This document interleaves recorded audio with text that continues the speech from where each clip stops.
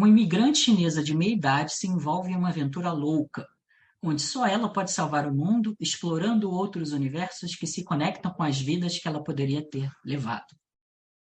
Essa sinopse, que poderia ser de um filme de sessão da tarde, nada mais é do que do filme mais premiado de todos os tempos.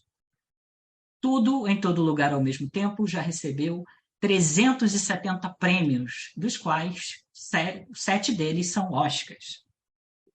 E esse filme é realmente tudo em todo lugar ao mesmo tempo. Então, no episódio do Diversarte de hoje, a gente vai tentar abordar algumas das temáticas, alguns dos simbolismos que o filme traz. O Diversarte é um podcast mensal no qual a gente relaciona filmes e séries e como esses filmes e séries retratam e representam a diversidade. Eu sou o Eduardo Stelita. E eu sou o Pedro Schenck. Tudo em Todo Lugar ao Mesmo Tempo foi um filme que, na verdade, dividiu muitas opiniões.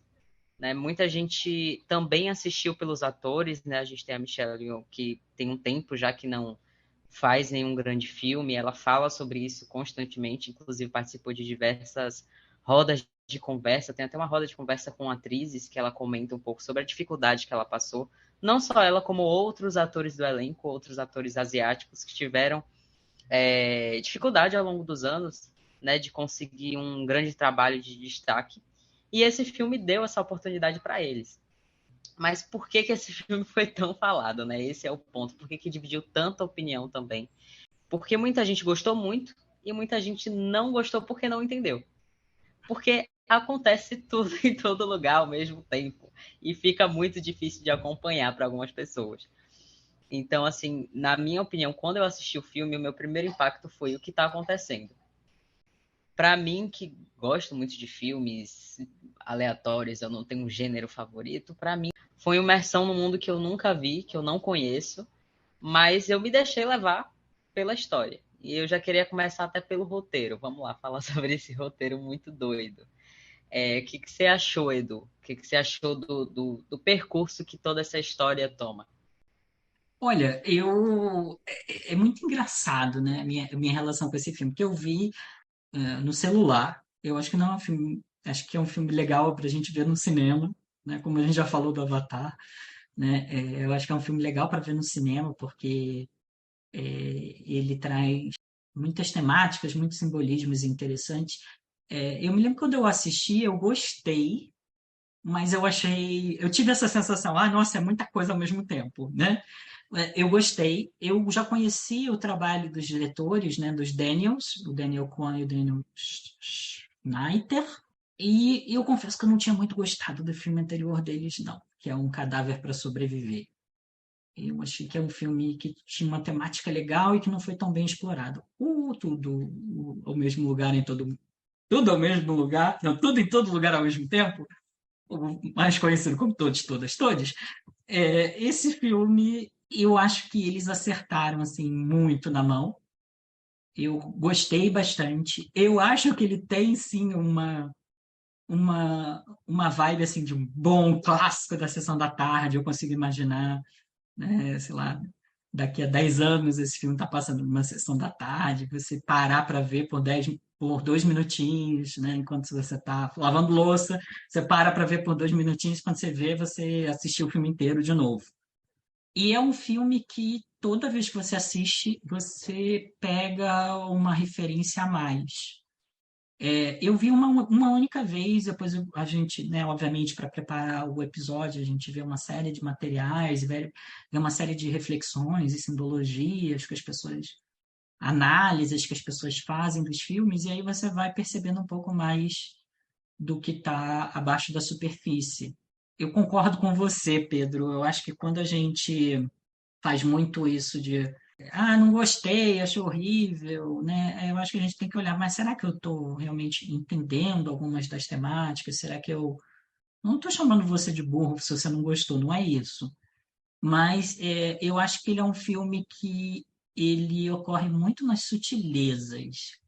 Nenhuma das temáticas ele aborda tanto assim na sua cara, assim, nossa, isso daí é muito óbvio que é isso. É tudo muito misturado com outras temáticas. Então, a gente até quando estava conversando, estava nessa, né? Tipo, putz, mas qual é o tema do filme? São vários temas, né? Não é um único tema. E eu acho que ele é revolucionário exatamente por causa disso, porque ele tentou juntar muitos temas, tentou juntar muitos estilos de cinema completamente diferentes. Acho que ele faz uma homenagem ao cinema, né, de Kung Fu, né, que é uma tradição até em Hollywood e na Ásia, né, do cinema de Kung Fu, e até a carreira da Michelle Yeoh, que foi uma carreira, ela trabalhou bastante com Jackie Chan, né? Então ela também tem uma carreira de atriz, né, de filme de dublê. Então o filme ele consegue misturar muitos estilos diferentes, conseguem fazer uma edição rápida, conseguem trabalhar com um orçamento baixíssimo, contar uma história linda e profunda com um orçamento baixíssimo, né, comparado com outros filmes de Hollywood. E eu acho que ele tem muitos méritos nesse sentido. A gente pode olhar ele com esse olhar um pouco mais. É um filme bobo, né? Umas histórias meio estranhas, não sei o quê, meio carnavalesco, né? Mas eu acho que ele realmente trabalha umas temáticas assim bem profundas sobre, bem existenciais, né? Bem filosóficas, bem existenciais, né? De o que é importante na nossa vida, como é que a gente lida com arrependimento, como é que a gente lida com as escolhas que a gente tomou de vida, como é que a gente lida com a família, com o distanciamento cultural, com a distância cultural entre uma geração e outra de imigrante. Nossa, tem tantas temáticas bacanas que o filme consegue trazer, trabalhar, né? Não é aquele filme que joga essas referências, né? Ele trabalha essas referências, mas ele trabalha várias referências ao mesmo tempo. E enquanto faz isso, vai mudando de estilo de cinema.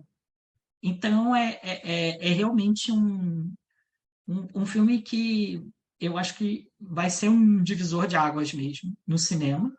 Ele vem num momento em que eu pratico, eu acho que foi o que você disse também, né? Eu concordo com você, Pedro. Eu já estou de saco cheio da mesma história. A gente está no mundo agora dos streamings, em que a gente está tendo cada vez mais, né, o cinema dos streamings, sendo um cinema meio pipoca, meio tipo uma coisa. Pipoca não tem problema ser, mas meio tipo. É difícil encontrar algo que vá fundo e que faça algo profundo nessas plataformas de streaming, e quando isso fica lá escondido lá no catálogo.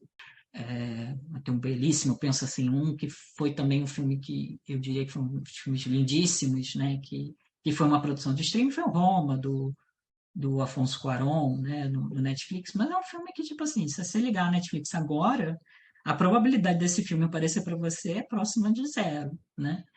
E eu acho que esse filme ele consegue unir um lado mais comercial, né? Apesar de não ser um filme comercial, mas ele consegue unir esse lado mais comercial do cinema de Kung Fu, que, né? Na China, né? Era um cinema que levava as massas para salas de cinema e consegue tocar em temas bem profundos. E aí eu acho que ele faz uma coisa que é muito bacana. Ele pega um tema que é um tema do multiverso, que está todo mundo falando, tem um bando de filmes aí de multiverso, todos são meia boca, todos são meio porcaria, e aí ele pega e faz um filme excelente de multiverso para, tipo, depois ninguém nunca mais querer fazer outro filme de multiverso, porque não vai ser difícil fazer um filme tão bom de multiverso quanto esse. Né? Então, eu acho que ele traz uma série de coisas muito bacanas, e eu acho que ele, nessas escolhas do elenco, como você trouxe, né, ele também valorizou a cultura asiática, o cinema asiático, que tem não tem um ou outro diretor ou diretora só, não tem só o Bong Joon-ho do Parasita, né? Mas a gente tem uma tradição enorme do cinema asiático, do cinema japonês, do cinema chinês, do cinema taiwanês, do cinema cambojano, vem trazendo boas histórias, boas reflexões, bons insights sobre a condição humana, né? O lugar do ser humano no mundo. E esse filme, eu acho que também traz isso de formas muito potentes, né? No meio das lutarias, no meio das coisas um pouco nonsense, das cenas um pouco doidas, ele consegue trazer uma série de reflexões interessantes. E aí, bom, aí a gente poderia começar a falar de algumas dessas reflexões, né, Pedro? O que que você acha? Qual foi, assim, a primeira coisa ou uma das primeiras coisas que marcantes para você no filme em termos de temática?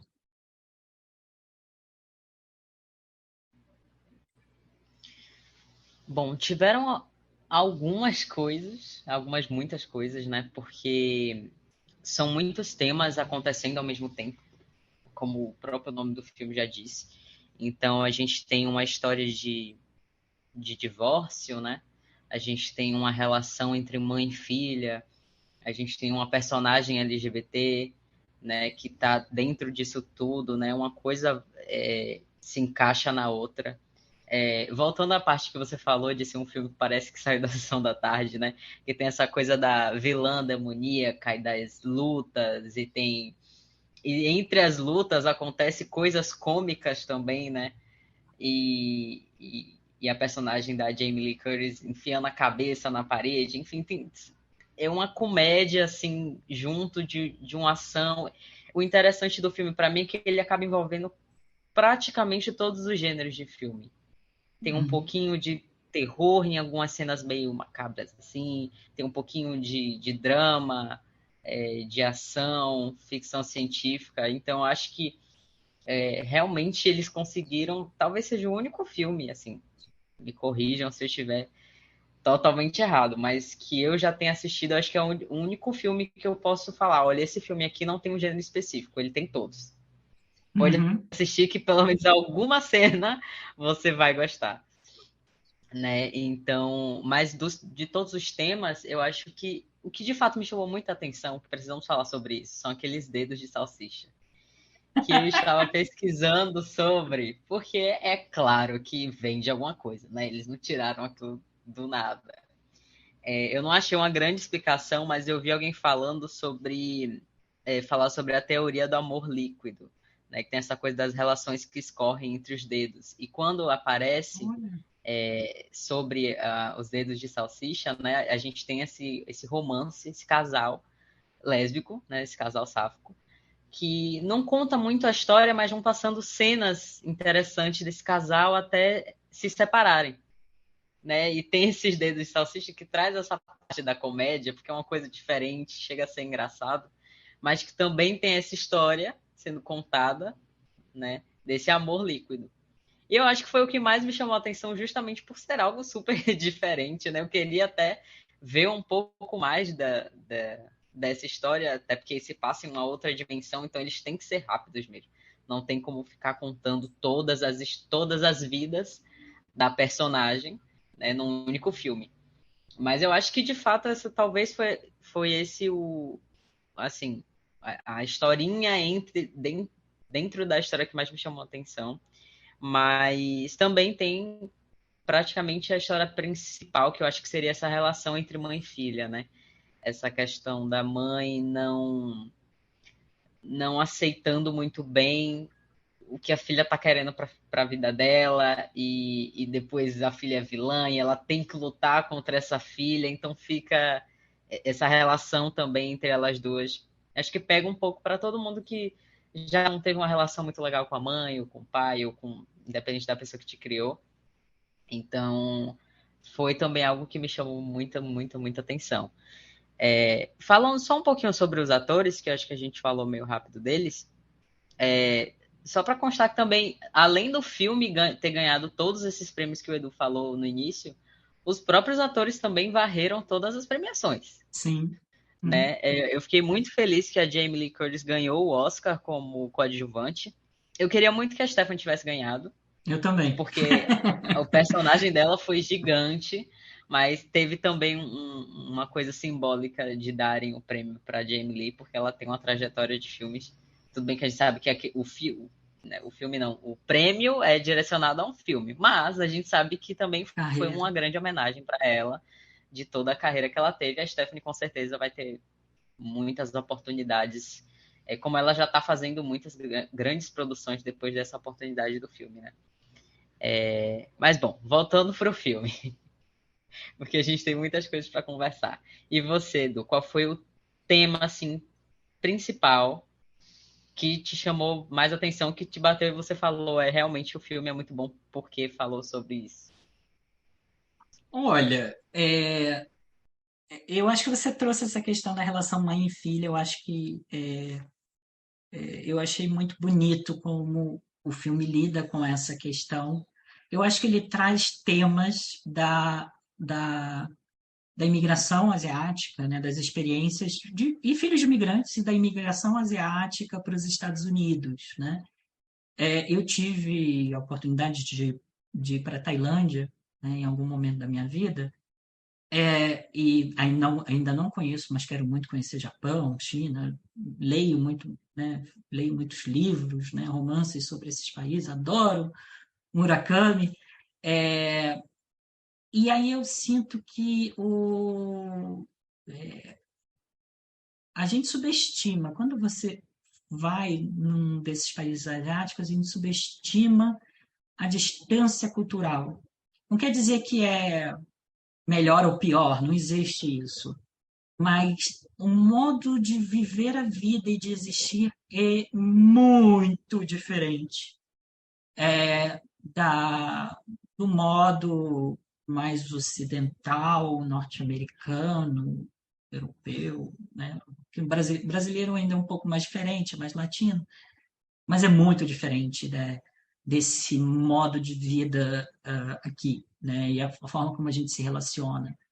Então, eu acho que o filme ele traz, eu como uma pessoa que morou muitos anos fora, eu fiquei muito sensibilizado com o fato de como o filme traz essas, essas diferenças culturais, e como essas diferenças culturais elas são passadas de geração para geração, né? Então, o filme, no fim das contas, ele está mostrando, tirando o Eamon da equação por um momento, né? O Eamon é super importante, mas tirando ele da equação, três gerações. O pai, que ainda está no país de origem, o avô, que ainda está no país de origem, a mãe, a Michelle Yeoh, que é uma imigrante e que, sendo imigrante, ela ainda lida com algumas questões da língua, alguns desafios da língua, alguns desafios da adaptação, numa cultura que é muito diferente da cultura que ela viveu na infância dela, na juventude dela, e a filha que está começando, né, que tem uma distância cultural ainda maior, que nasceu naquela cultura e que se identifica mais com a cultura norte-americana, né, que tem até dificuldade nas línguas. Então, o filme ele traduz isso por meio dessas três línguas, né, o cantonês do pai, não, o mandarim do pai, o cantonês e o inglês da mãe, e o inglês de imigrante da mãe, e esse inglês fluente, 100% fluente da filha, né? E aí eu achei isso muito interessante, porque eu acho que isso é uma temática que a gente vê em alguns filmes. Eu acho que, tipo, se eu fosse recomendar, eu recomendaria, né, o livro Clube da Felicidade e da Sorte, que também foi um filme da M10, que fez muito sucesso esse livro, e que trata dessas questões aí da imigração e trata dentro da cultura asiática e dentro da experiência da imigração o fato de que os filhos são muito pressionados, né? São muito pressionados para ter um desempenho muito acima da média, ser melhor do que todos os outros da sala, né? Academicamente. Eu acho que isso é uma pressão muito comum em grupos minorizados, muito comum, mais comum ainda em grupos minorizados que carregam o peso de representar toda uma cultura num outro país. E aí eu acho que o filme ele trata essa questão da vilania da filha. Gente, estou dando um spoiler, mas de um filme que metade do mundo já viu, mas trata essa questão da vilania da filha, mas por esse lado da depressão, né? Uma pessoa que sofreu tanta pressão social, tanto da família quanto da sociedade, né? É um lugar muito difícil você ser filho de imigrante, porque você não, você meio que está sempre entre duas culturas, está sempre com um pé numa cultura, um pé em outra cultura, e está sempre, né, não pertencendo 100% a nenhuma das duas, com essa sensação, né? Você pertence, mas você tem essa sensação de não pertencer, e que isso pode levar, junto com essa pressão, a uma questão de saúde mental, uma depressão, né? Então, o nada importa, né? Nada importa do final do filme é um nada importa muito diferente desse nada importa de já desistir de tudo, né? Não tem mais esperança nenhuma, nada tem sentido, nada tem significado. E eu achei tudo isso muito bonito, apesar de eu não ter tido essa experiência de imigração dentro da minha família, eu fui sozinho e eu não constituí família lá fora. Eu consigo entender parte desse movimento e eu conheci muitas pessoas que estavam nesse momento. Eu achei que isso foi muito bonito do filme. E, de novo, não tem só um tema. Então, eu diria que o segundo tema, assim, que eu diria que, tipo, nossa, esse tema realmente me marcou e pegou, eu acho que essa questão do e se. E aí toca em algumas entrevistas, os diretores falaram que eles se inspiraram no TDAH para criar essa história, né? E uma característica do TDAH é você estar sempre querendo aprender coisas novas, estar sempre em movimento, sempre querendo desenvolver uma nova habilidade, uma nova competência. E aí, quando você é jovem, a sua carreira está começando, sua vida está começando, tudo é possibilidade, tudo é bifurcação na sua estrada.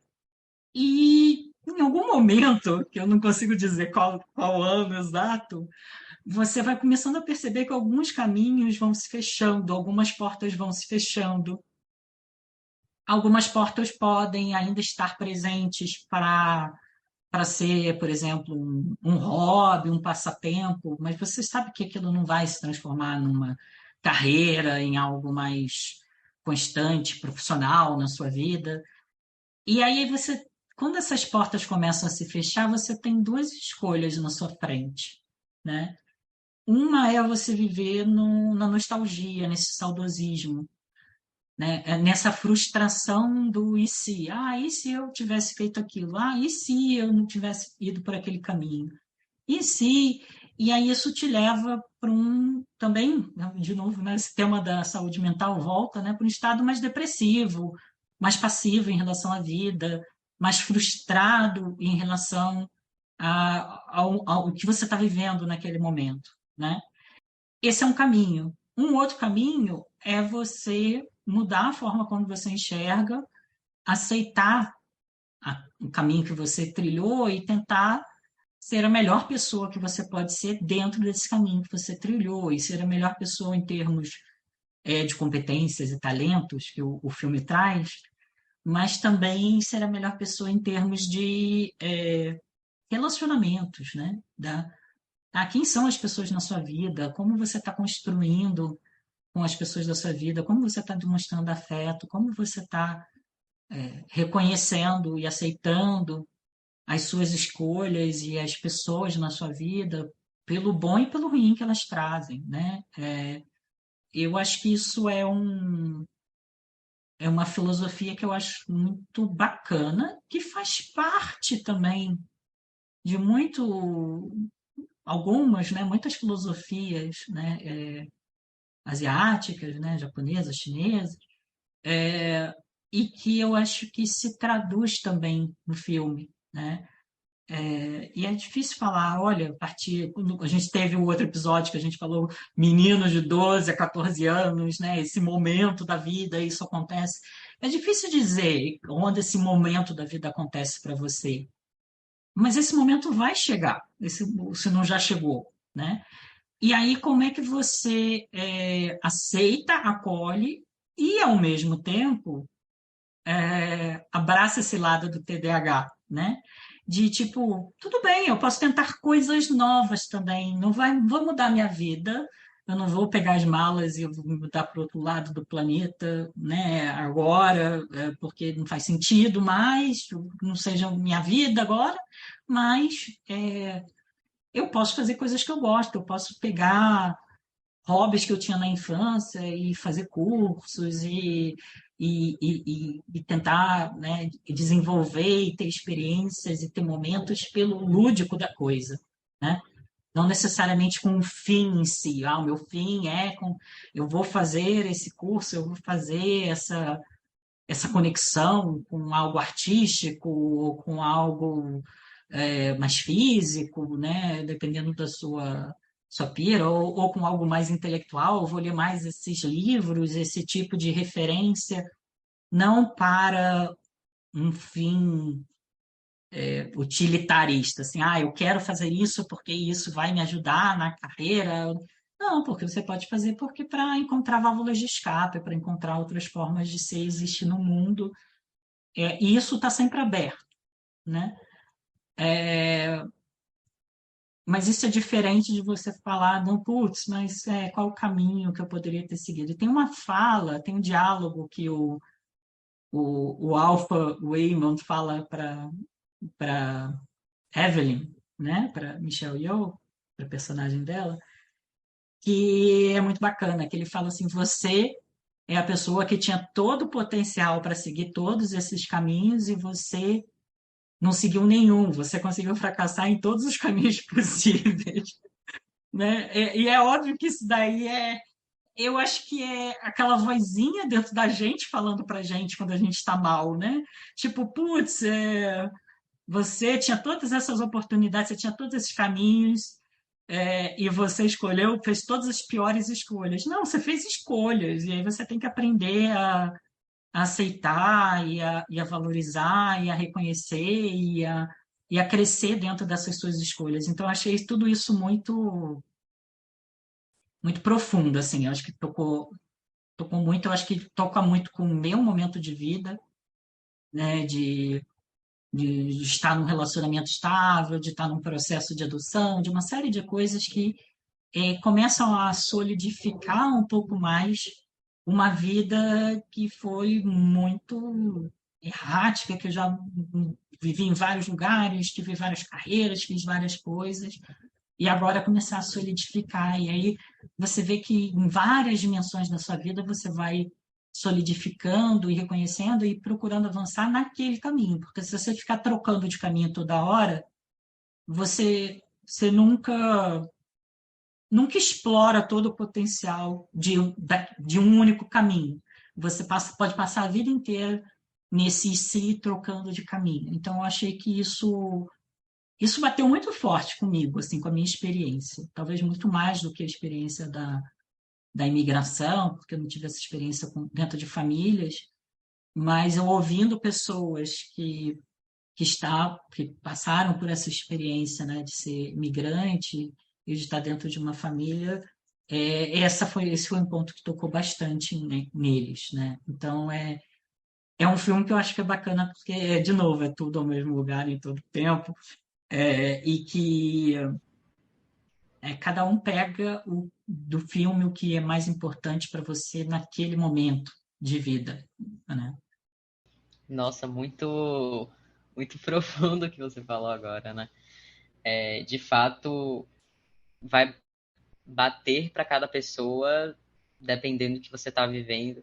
E filme e arte é assim, né? Cada coisa que você assiste vai fazer sentido em algum momento. Já tiveram vários filmes tristíssimos que eu assisti e eu não chorei. E eu sempre ficava me perguntando, nossa, por que eu não chorei com esse filme? Todo mundo falando que esse filme é super triste. E aí eu fui reassistir num momento que eu tava muito mal. E eu chorei como se fosse o filme mais triste do mundo. Então, assim, realmente, eu acho que esse é um filme que em cada momento da vida que você assistir alguma coisa vai bater pra você, porque ele fala sobre tudo. É. Então, é muito interessante isso. E enquanto você falava, né, eu tava também pensando em outras coisas, porque minha cabeça é meio assim. Ele vai para outros caminhos. Tudo em todo lugar ao mesmo Meu tempo real. Deus. Na verdade, eu comecei a pensar sobre outros filmes e filmes americanos. Eu sei que eu vou falar é meio óbvio, mas eu fiquei pensando, poxa, muita gente não gostou desse filme. Esse filme ganhou o Oscar, ele foi o melhor filme de 2022. Pelo menos a grande maioria das pessoas. Também vi muitas críticas falando, tipo, não é o melhor filme de 2022, mas é o melhor filme para ganhar o Oscar. Ué, Uhum. se o melhor filme para ganhar o Oscar geralmente é o filme do ano, como que não foi o melhor filme do ano, sabe? Eu ainda acho que as pessoas têm essa resistência para aceitar que ou um filme totalmente produzido por asiáticos, ou um filme que tem asiáticos, ou fale sobre alguma história asiática, é um filme que, independente do que tiver, alguém vai arranjar algum defeito. Alguém vai falar Uhum. que esse filme não é o suficiente. Essa é a minha impressão. Porque se um filme como esse, que é um filme que revolucionou, na minha perspectiva, vamos lá, na minha perspectiva, de uma pessoa que não é cinéfila, eu não estudei cinema, mas eu sou uma pessoa que assiste muitos filmes, então, querendo ou não, eu tô ali naquele grupinho do que vai dar o dinheiro para assistir o filme. E eu só vou Uhum. no cinema se eu ver que o filme tem algum potencial. Então, assim, se um filme que fala sobre vários temas, e como eu dei exemplo, né, da teoria do amor líquido, né, também tem temas muito, muito profundos em que eles conseguiram adaptar para colocar até um pouco de comédia dentro desse tema, enfim, eles conseguiram linkar muitas coisas numa só. E eu não achei que ficou uma grande bagunça. Eu achei que, quando eu terminei um filme, eu falei, poxa, faz sentido. Ele não deixa pontas soltas que Não. você pede até um segundo filme. Ele é um filme único. E aí eu fico pensando, se um filme desse não satisfaz, né, as pessoas, e geralmente são as mesmas pessoas que acham, por exemplo, o filme de super-herói o melhor filme do mundo, que geralmente é um filme completamente repetitivo. Ele pode ter um roteiro diferente, mas ele não muda de A essência. fórmula. A fórmula é a mesma, É né? a mesma, é sempre a mesma. Mas é sempre o filme que bate em bilheterias, é o melhor filme do mundo. E é um filme americano. É um filme de personagens que não existem, de pessoas e robôs e coisas que ficam pulando e fica grande e voa e destrói a cidade inteira. Voltando a essa pauta de que a gente está falando, né, sobre ser um elenco asiático, ele não é um filme inteiramente feito por pessoas asiáticas, mas um dos Daniels, né, é É asiático, descendente. né, então, obviamente, tiveram pessoas, mas não é inteiramente asiático, não é como o Parasita, né, que foi inteiramente feito lá e tal. Mas, independente do que eles façam, se tiver alguma minoria, vamos falar assim, se falar sobre alguma pauta que a gente precisa falar, vão arranjar algum defeito de dizer que não é um filme tão bom, não é algo tão bom. E eu acho que é sim, eu vou defender esse filme até o final, porque eu já estava cansado de abrir Netflix, Amazon, HBO, que sabe, sei lá quantos streaming já existe no mundo, de ir no cinema e não ter um filme diferente. Eu fui assistir John Wick esses dias. E, cara, não tem nada no filme. Só tem luta. O Keanu Reeves, que é maravilhoso, não é uma crítica a ele, mas ele tem, acho que no máximo ele deve falar umas 15 palavras o filme inteiro. Nossa! Ela só faz lutar. Juro por Deus, ele quase não fala no filme. E ele é o principal. Então, assim, cenas de ação incríveis. Incríveis. Filmagem maravilhosa. Mas não tem nada no filme. E quando eu falo que não tem nada, não tem nada de novo, não tem nada de diferente. Eu saí da sala do cinema, tipo, assistir mais um Uhum. filme de ação. Gente se batendo e se atirando e caindo de prédios. Tá, mas que tem de diferente na história?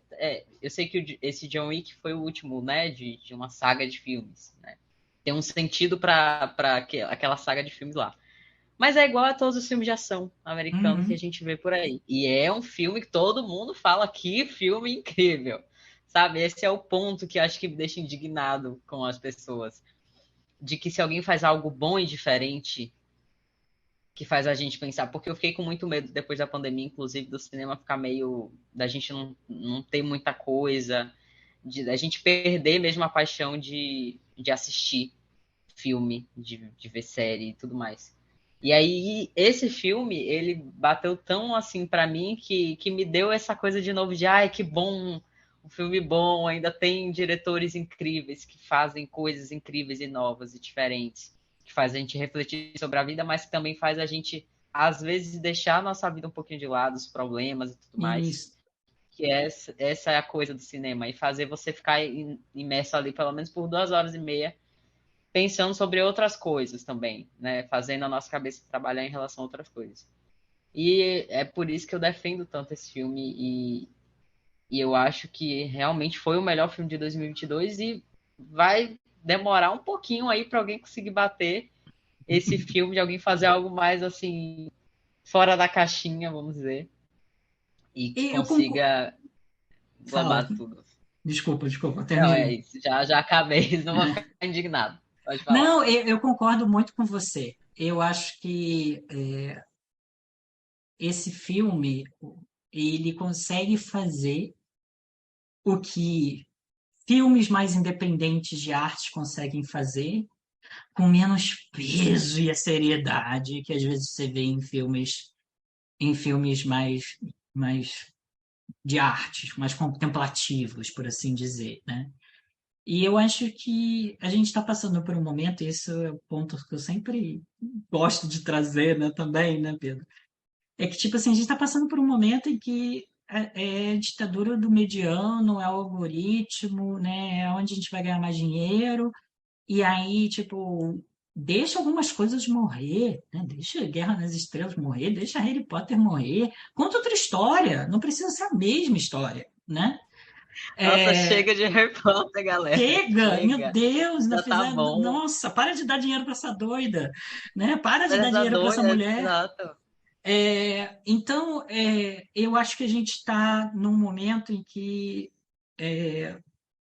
muito da minha infância, que era essa experiência de ir para a locadora e olhar os filmes e ter os filmes favoritos, e hoje em dia você nem acha mais os filmes mais. Eu não estou falando filmes mais antigos da década de 30, você não acha filme da década de 90, né? E aí parece que a gente ficou meio nessa, tipo assim, só tem um mediano. Tem filmes legais que a gente via, pô, esse filme é bacana, esse filme é legal, mas ele, no final das contas, você fala, não, tudo bem, é um filme mediano. E do outro lado, a gente tem filmes alternativos lindíssimos, mas que são tão pesados. Não é todo dia que você quer sentar e ver um filme tipo pesado, né? Para mim, um dos favoritos do ano passado foi o After Sun. É um filme pesado. A Filha Perdida, lindíssima. A gente fez até um episódio falando. É um filme pesado, né? E tem uma aura de seriedade.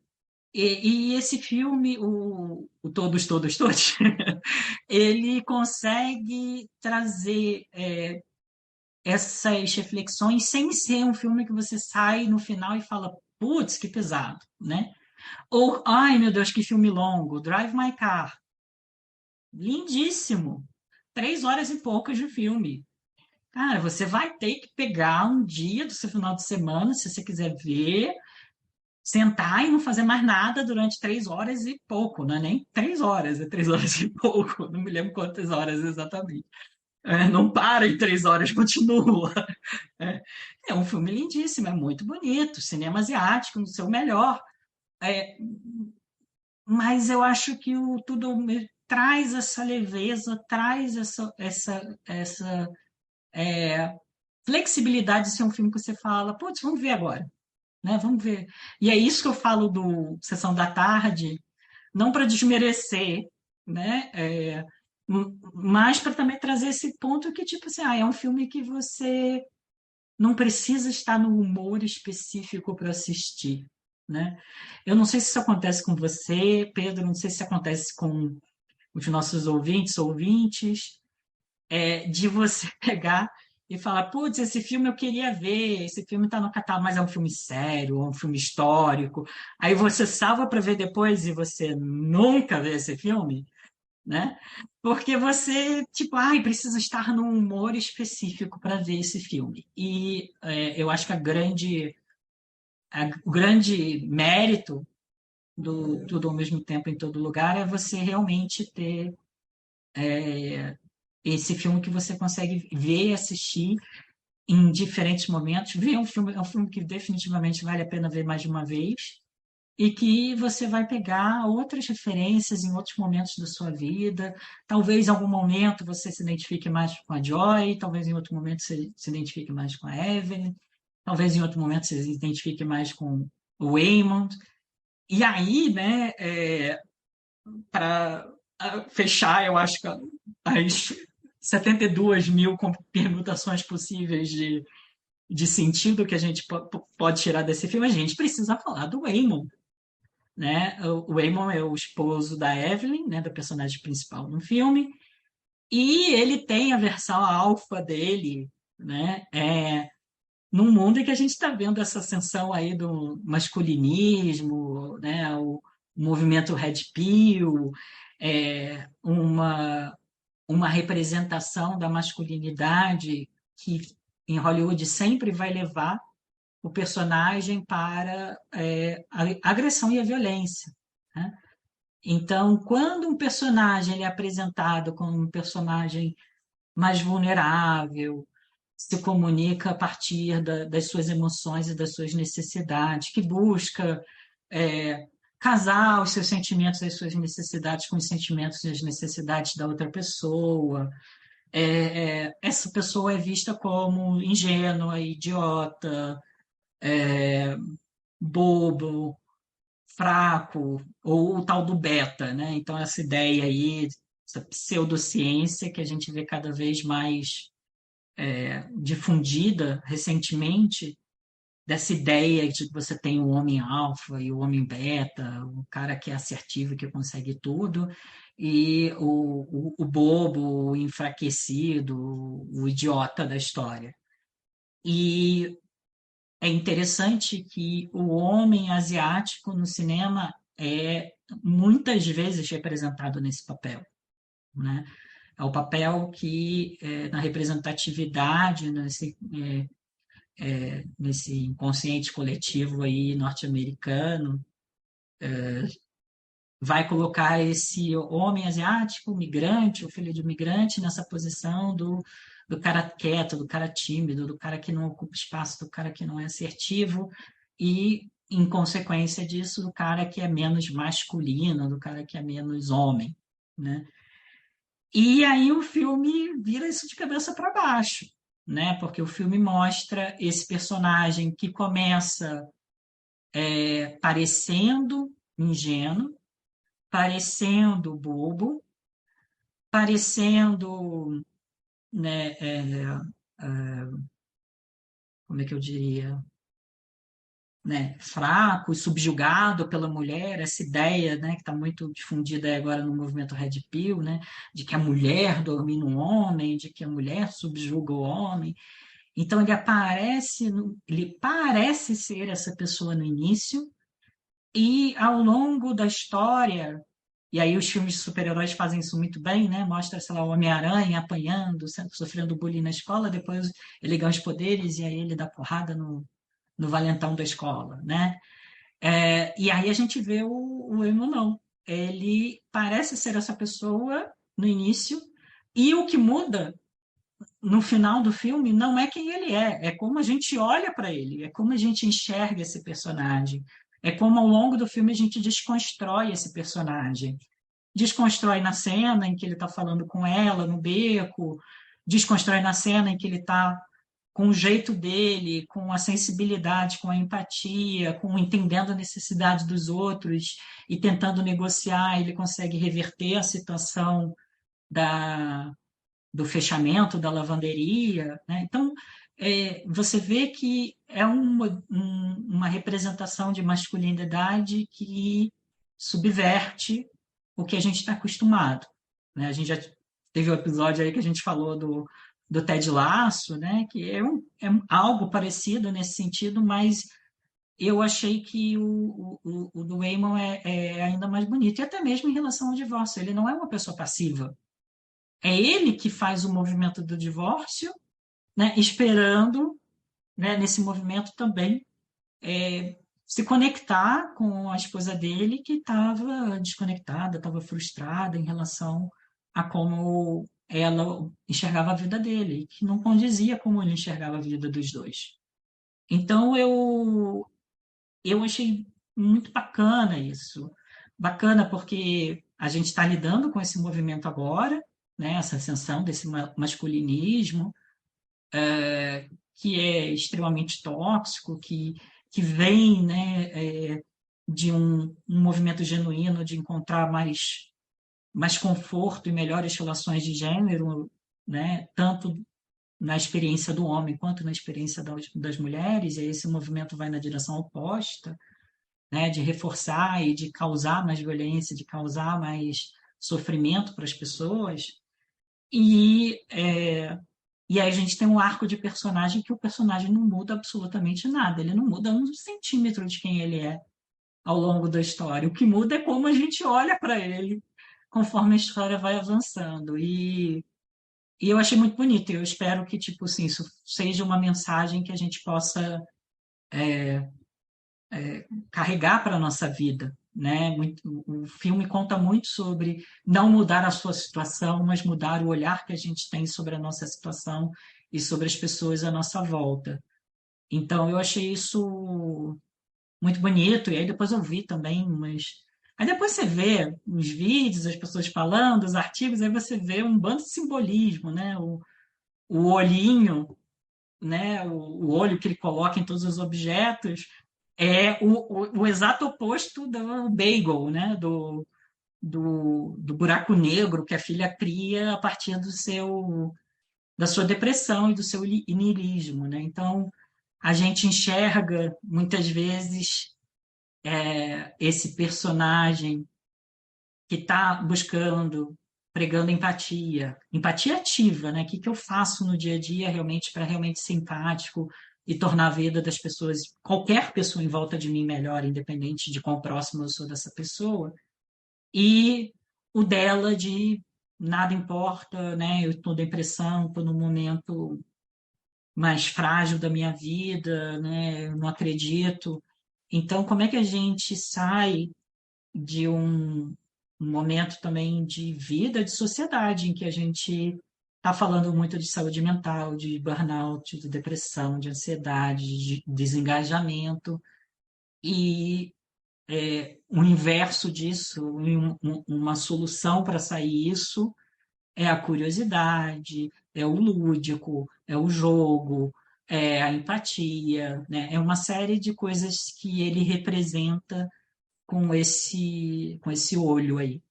Então, eu achei muito bacana que trouxe esses dois contrapontos. Eu confesso, quando eu assisti, eu não vi o bagel e o olho como opostos, mas depois eu falei, nossa, faz super sentido, né? Faz realmente super sentido olhar esses dois movimentos como opostos e entender que esse filme está vindo num momento de humanidade em que a gente está vendo pessoas dizendo que no passado era melhor e que a gente tem que voltar para as coisas como eram antes, que é o momento em que a gente está vendo essa ascensão desse masculinismo, o momento em que a gente está vendo uma sessão de depressão e desencantamento e burnout. Então, eu acho que ele consegue trazer todas essas temáticas muitos do nosso momento atual e trabalhar, propor solução. Como você falou, Pedro, é um filme que tem início, meio e fim, acaba, e você não sai com aquela sensação de tipo, putz, foi enganado. vim ver Duna e eu vi a Zendaya virando para trás o tempo todo, e só isso aconteceu no filme, né? Alguma coisa aconteceu e no final, né, eu saí com algo disso. Como é que foi essa sua É, percepção aí da masculinidade do Waymond e aí como é que você vê isso sendo trabalhado no filme? eu acho que, assim, enquanto você falava também, eu fui lembrando de algumas cenas. E na verdade o que eu achei mais interessante em toda essa. Porque ele mostra de perspectivas diferentes como o Eamon poderia ser, né? E eu acho que no fundo, é na verdade como ele é, só que de diferentes formas, já na forma dele naquela dimensão, assim como também mostra os outros personagens. Mas em relação a masculinidade dele, assim, e como você falou que ele tomou as rédeas, né, do divórcio, ele não era fraco. Ele só se mostrava um cara realmente mais sensível. Ele, na verdade, ele pensava mais nos outros do que nele mesmo, né? Mais Uhum, sobre uma questão do amor próprio dele, assim, que ele, naquele momento, pela decisão, ele recuperou aquele amor próprio que talvez ele nunca teve, porque toda vez ele decidia fazer algo pelas pessoas, e aí na perspectiva de outras pessoas é como se ele fosse fraco, como se ele não uhum, tivesse muita. Foi como eu percebi, assim, né? Mas na verdade não, ele só tava vendo como é que fica confortável para todo mundo essa situação. Não quer dizer que ele estava super feliz com a decisão, quer dizer que ele colocou a vontade de cada um na balança, né? Porque, querendo ou não, ele pensava muito na família e menos nele. Porque talvez se ele fosse pensar nele, ele teria tomado, como a gente viu, ele poderia ser um grande ator, ele poderia ser uma outra pessoa, mas ele decidiu pensar no coletivo e na família dele. Então, é como naquela dimensão ele foi visto, né? E é muito bonito a forma como mostra. Bonito e triste, né? Porque às vezes o que é triste é bonito também, uhum, independente de como você for ver. Porque ele poderia ter, sei lá, se ele poderia ter um emprego melhor, ele poderia ser uma pessoa conhecida, poderia ter conseguido ter outras vivências incríveis, mas naquele momento foi o que foi propício para ele, né? Como você falou, das consequências da vida. A gente escolhe coisas e a gente vai ter que colher o que a gente plantou. Então, não tem muito o que fazer. É só aceitar e se você tiver uma oportunidade de mudar um pouco a sua realidade que você não tá gostando ou que não te cabe mais, já fez sentido, mas hoje não faz, aproveita a oportunidade de mudar isso, mas se não tiver como mudar, foi você que escolheu aquilo ali. Não tem muito o que fazer. A vida é assim. A gente até então só sabe que a gente tem uma vida, né? Mas se a gente uhum. tiver mais, a gente muda a realidade, como no filme mostra, né? Como se eles tivessem tido várias vidas e em cada uma eles tomaram decisões diferentes, mas acabou no final, segue o mesmo caminho. Isso que me pega nesses filmes de pular de dimensão e de viagem no tempo, não adianta a gente mudar nada. O percurso, ele pode ser até de uma outra perspectiva, né? Mas parece que o final ele vai ser sempre o mesmo.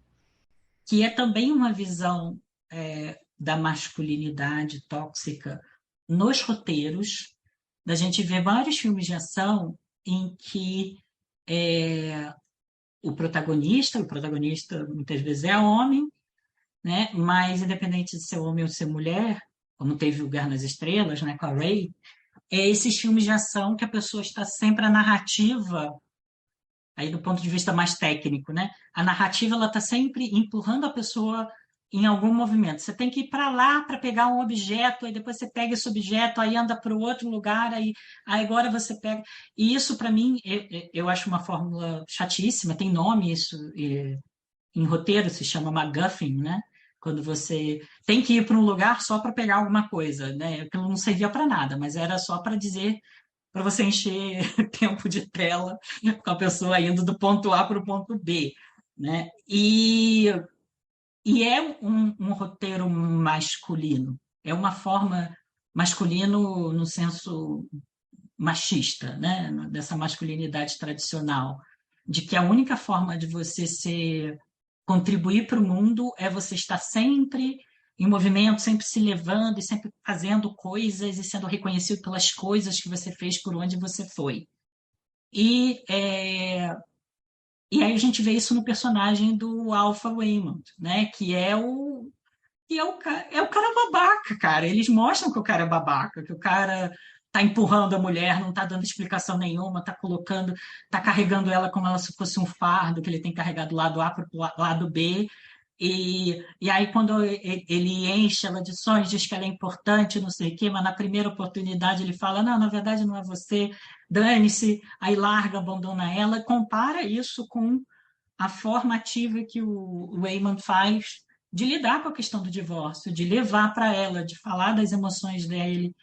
Então, eu acho que isso, o filme também, ele critica até esse formato de roteiro de filme, que a pessoa está sempre indo do lado A para o lado B e as pessoas estão sendo arrastadas e o espectador, a espectadora, nós que estamos sendo assistindo, estamos sendo arrastados por algo que me parece que é mais uma motivação do nosso modelo de masculinidade, né?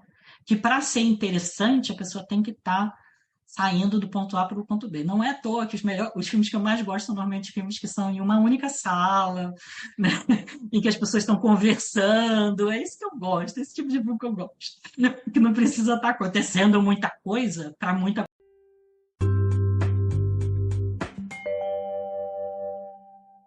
Vamos para as recomendações, então, Pedro? Vamos, vamos.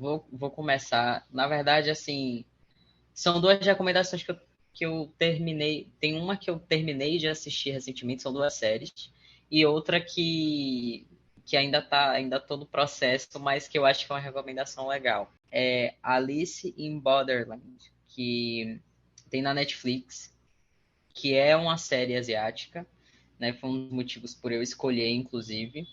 É uma série de ficção científica. Ela foi lançada em dezembro de 2020 e ela, na verdade, foi inspirada num mangá que eu não vou saber pronunciar, vou falar de uma forma bem errada. Haro Aso, mas eu não sei se é assim. Mas, enfim, é um mangá que possui uns 18 volumes e a série ela foi encerrada na segunda temporada, recentemente até. E basicamente a série, vou falar bem do meu ponto de vista mesmo, como eu entendi a série. Fala, eu entendo que é sobre vida e morte, porque é um jogo em que se você não passa desse jogo, você morre, né? Então esse já é a sinopse mais resumida. Mas é muito interessante porque não é tipo um Round Six, não é bem tipo sobre você ganhar dinheiro ou algo do tipo. É realmente um negócio mais profundo, assim. Parece que se você se encontra num ponto da sua vida em que as coisas não fazem muito sentido, você entra nesse jogo. Foi como eu interpretei, então.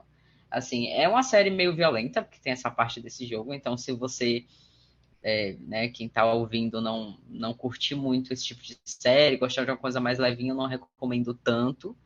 Mas se você gosta de uma coisa com um pouco mais de ação, mas que também tem uma pegada um pouco mais sensível, né? Porque a gente vai entendendo um pouco da vida de cada pessoa que está jogando ali, talvez seja algo mais para você. Recomendo bastante. E a segunda série, que aí já é uma recomendação para qualquer pessoa, eu tenho certeza que qualquer pessoa que assistir essa série vai gostar, que é Russian Doll, que é da Natasha Lyonne. Quem já assistiu Orange is the New Black vai lembrar dela. A Ruiva. A Uhum. Ruiva do Cabelão. Essa série também fala sobre vida e morte, também é na mesma pegada, só que também fala sobre viagem no tempo e dimensões, por isso que eu escolhi ela, porque tem essa parte, essa similaridade. E acho que a lição maior da série é: não importa o que você faça, não importa se você voltar no tempo, se você pular de dimensão, se você morrer e voltar, o percurso da sua vida ela vai ser o mesmo, claro, que dependendo das suas escolhas, né, as suas ações, as suas decisões vão gerar consequências, assim como em tudo, em todo lugar ao mesmo tempo. Mas você não pode mudar isso depois. Você já escolheu. É como vai acontecer. Apesar de que na série tem essa questão, né? Tem até essa brincadeira de boneca russa que a gente tira e tem uma lá, a gente tira e tem mais uma boneca. É, tem essa brincadeira na série, né? De que a personagem ela morre e volta e ela fica sem entender por que eu tô morrendo e voltando tanto.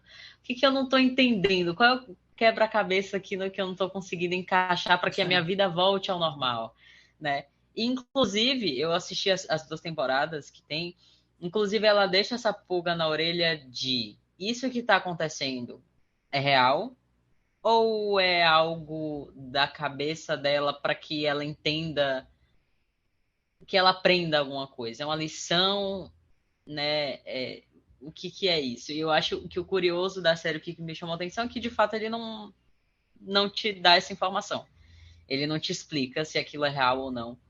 Mas todo esse trajeto que ela faz de morrer e voltar, de viajar entre dimensões, de viajar entre o tempo, de ver o que aconteceu com os antepassados dela também, faz a gente refletir bastante sobre a vida. Mas enfim, é uma série também que tem a mesma, acho que a mesma linha de raciocínio do filme, e foi por isso que eu escolhi. Nossa, bacana. Referências bem diferentes, assim, né? Bem estilos diferentes. Eu não vi a Alice, eu vi a primeira temporada da Boneca Russa. Mas aí ela termina a segunda temporada, fecha a história. Deu a Dá a entender que entender sim, eu até pesquisei na internet, mas eu acho que só vão ter essas 2 temporadas mesmo, até para não perder a graça da a série, eu graça. acho. É, É, mas tá bem bacana, legal. bacana, bacana. Ah, essa você não terminou ainda, essa você ainda está fazendo, assistindo.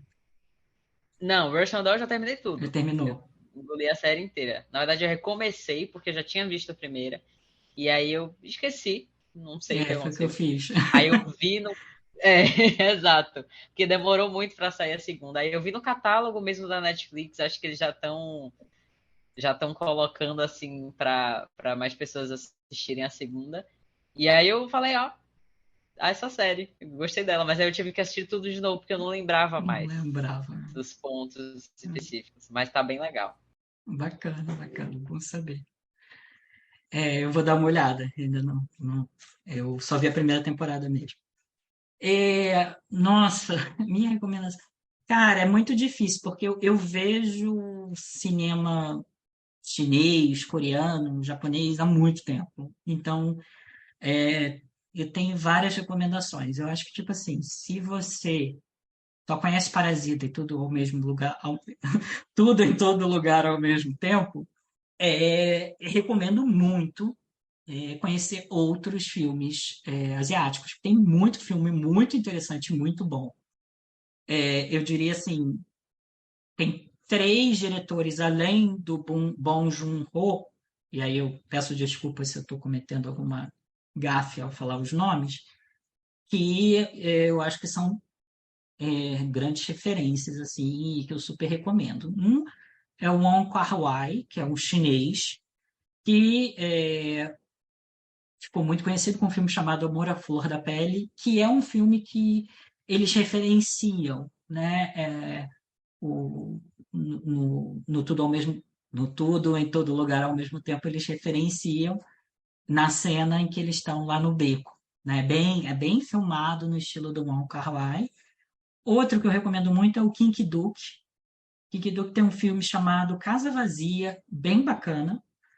E o outro que eu recomendo é o Park Chan-wook, que é tanto o Kinky Duke quanto o Park Chan-wook são coreanos.